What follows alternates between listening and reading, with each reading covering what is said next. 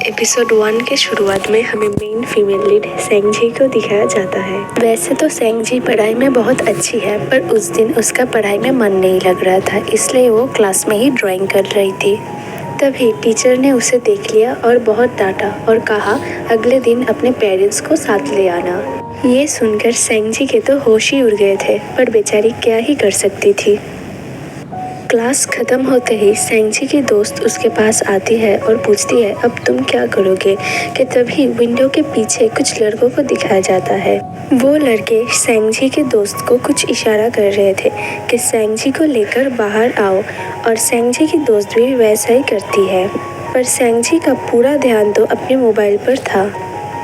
वो अपने बड़े भाई को मैसेज कर रही थी जो कि हॉस्टल में रहता है, पर उसके भाई ने मदद के लिए साफ साफ मना कर दिया था, जो देखकर सेंगजी बहुत गुस्सा हो गई थी। तभी वही विंडो वाला लड़के को दिखाया जाता है जो कि असल में सेंगजी का बहुत बड़ा फ़ैन है, यानी सेंगजी के साथ दोस्ती करना चाहता है, पर सेंगजी बहुत गुस्से में थी और वो वहाँ से चली गई।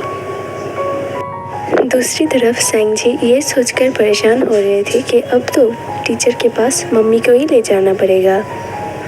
दूसरी तरफ सेंगजी घर लौट के अपने मम्मी को प्यार से ये सारी बातें बताने ही वाले थे कि उसकी मम्मी ने उसे बताया कि ऊपर वाले कमरे में उसके बड़ा भाई आया हुआ है, आज ही उसका बड़ा भाई हॉस्टल से घर आया है।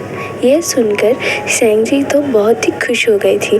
वो जल्दी जल्दी अपने भाई के कमरे में जाने लगी उसे मनाने के लिए। तभी वो जब रूम का दरवाज़ा खोलता है तो देखता है सामने एक बहुत ही हैंडसम सा लड़का है।